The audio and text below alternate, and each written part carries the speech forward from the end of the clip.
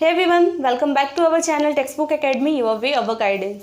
English pedagogy के syllabus का आज का हमारा पहला टॉपिक है learning and acquisition. So today we are going to know about what is learning and what is acquisition. So let's start with learning. Learning सीखना या अधिगम. So learning is a process of gaining knowledge और skills as well as developing the skills which we are having already.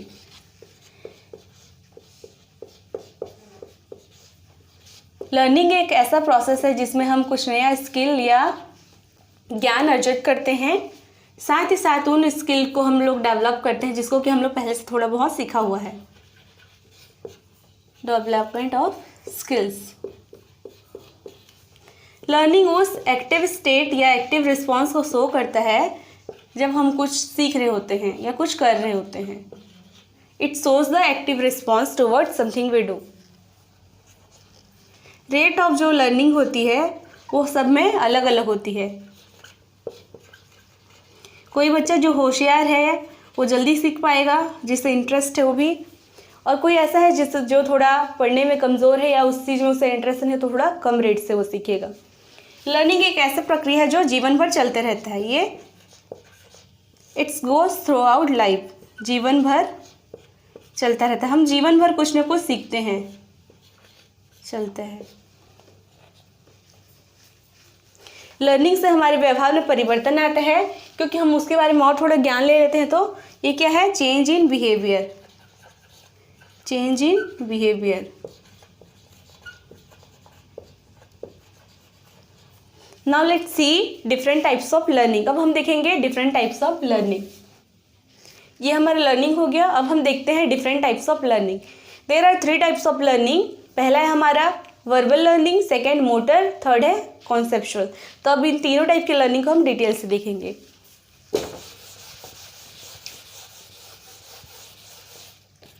First is motor learning.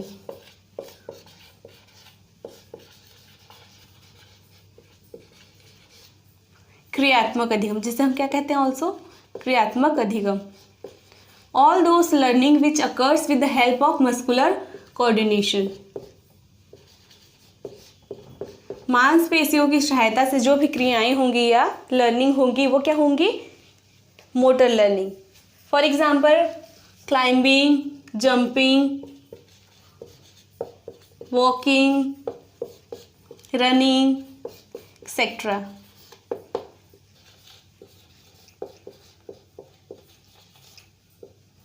यहाँ हम क्या कर रहे हैं? हमारे मस्कुलर कोऑर्डिनेशन की सहायता से कर रहे हैं. सो ये occurs with the help of muscular coordination.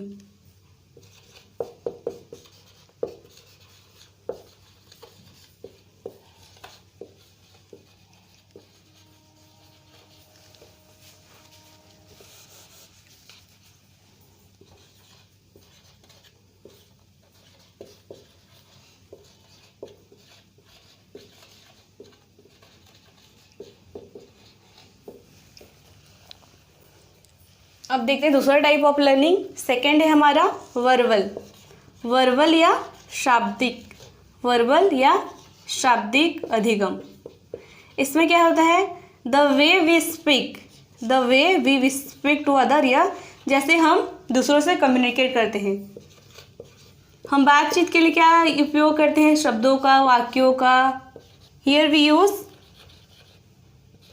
Words.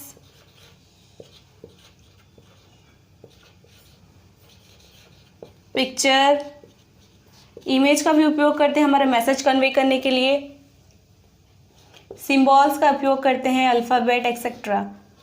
ये सभी का हम इसमें उपयोग करते हैं जो हम बोल के कहेंगे. Okay, this is our verbal learning. अब हमारा थर्ड टाइप ऑफ लर्निंग है conceptual learning.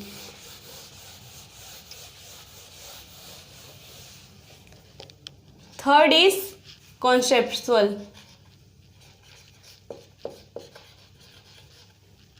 Now let's see third type of learning, that is conceptual learning.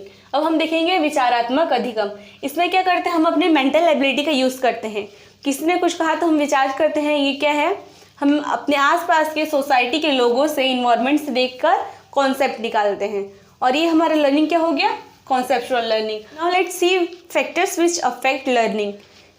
किसी चीज़ को सीखने के लिए ऐसे कौन से कारक हैं जो अफेक्ट करते हैं, उसे अब हम देखेंगे बारी बारी से। Factors which affect learning.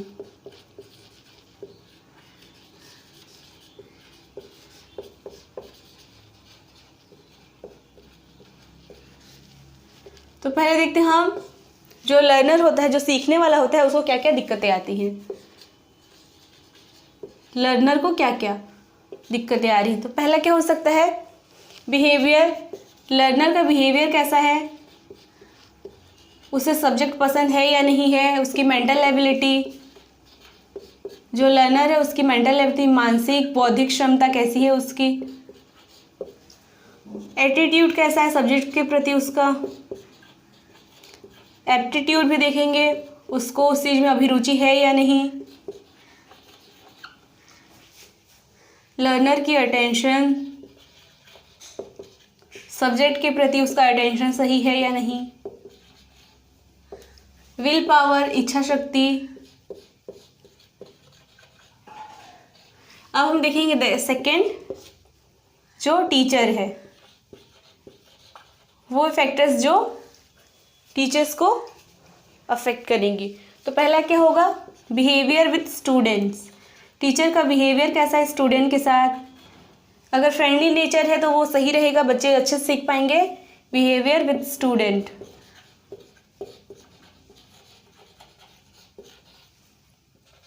Nature, teacher का नेचर कैसा है। और सब्जेक्ट नॉलेज, अगर कुछ पढ़ाना है टीचर को या कुछ ज्ञान देना है तो उसे क्या होगा, उनको चाहिए कि उस चीज़ को पहले से अच्छे से पढ़ें, उन बारे में उनको बेहतरी से ज्ञान हो। नेक्स्ट है हमारा टाइम मैनेजमेंट। टीचर सही से टाइम मैनेजमेंट कर पा रहे हैं या नहीं। Right use of TLM, teaching learning material, वो किस प्रकार की शिक्षण सामग्रियों का उपयोग कर रहे हैं, ये भी मैटर करता है। Now let's see other external factor which affect learning. सीखने के कार्य को होने के लिए और ऐसे कौन से कारक हैं जो कि अफेक्ट करते हैं, तो इसे हम क्या कहेंगे, third, other external factor. Other external factors which affect learning. First क्या होगा हमारा, फैमिली बैकग्राउंड। जो लर्नर है उसका फैमिली बैकग्राउंड कैसा है, पेरेंट्स पढ़े लिखे हैं नहीं हैं, घर में जो माहौल है वो स्ट्रेसफुल ना हो, उसे पढ़ने के लिए प्रोत्साहित करें। और क्या होगा, इन्वायरमेंटल फैक्टर। स्कूल का या कहीं भी जहाँ वो सीखना चाह रहा है वहाँ का जो माहौल हो कैसा हो, घर जैसा हो, मतलब उसे पढ़ने के लिए प्रेरित करें और ये अच्छा माहौल दिया जाए। नेक्स्ट है हमारा size of classroom. Size of classroom, बहुत बड़ा क्लास में क्या होता है, सभी बच्चे सही से पढ़ नहीं पाते हैं। Right use of TLM। Right use of TLM, ये हमने डिस्कस कर लिया था टीचर्स के में, पर क्या है, सही जो TLM है, क्या पढ़ाना चाहिए, उसका ज्ञान भी होना चाहिए। अब हम देखते हैं acquisition. Now let's see what is acquisition.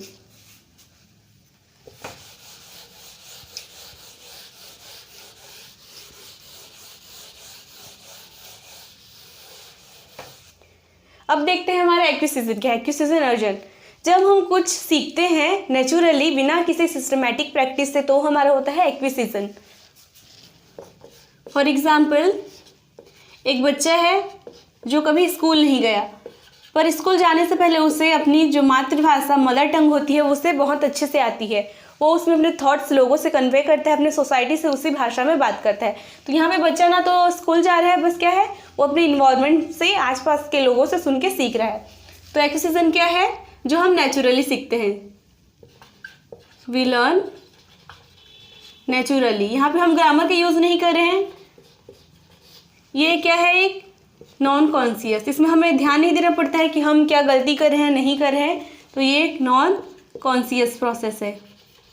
ये क्या है, इनफॉर्मल वे ऑफ लर्निंग है, अनौपचारिक वे ऑफ लर्निंग है। और ये क्या होता है, ये हमेशा सक्सेसफुल होता है। अगर हम घर में हैं और घर में कुछ भाषा हो रही है, भाषा से बात हो रही है, तो हम उस भाषा को सीख ही जाते हैं और ये एक ईजी प्रोसेस है। एक्विजिशन एक इजी प्रोसेस है। लर्निंग में हमको मेहनत करनी पड़ती थी, सीखना पड़ता था, और यहाँ पे क्या है, ये हम ऑटोमेटिकली सीख रहे हैं। अब देखते हैं क्या डिफरेंस है लर्निंग और एक्विजिशन में। Let's see the difference between learning and acquisition. Difference between learning and acquisition.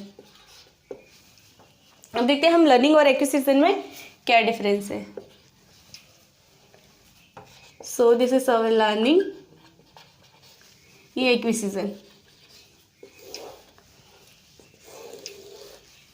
Learning क्या है हमारा, ये एक ऐसा प्रोसेस है जिसको हम सिस्टमेटिकली सीखते हैं।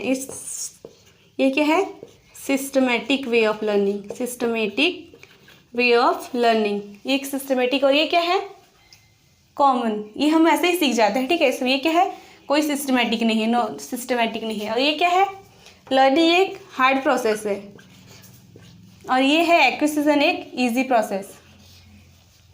लर्निंग में हमें ग्रामर का ध्यान देना पड़ता है, ग्रामेटिकल एरर्स का ध्यान देना पड़ता है। यहाँ हमको ग्रामर का यूज़ ध्यान नहीं देना पड़ता है। हम अपनी भाषा को कैसे, मातृभाषा को कैसे भी यूज़ कर सकते हैं। ये इसमें हमें सतर्क होना पड़ता है, इसमें हमें कॉन्शियस होना पड़ता है। ये क्या है, नॉन कॉन्शियस। ये एक फॉर्मल वे ऑफ लर्निंग है, formal way of gaining knowledge है। और ये क्या है, ये इनफॉर्मल, ये हम अपने घर में सीखते हैं या आसपास के लोगों से सीखते हैं।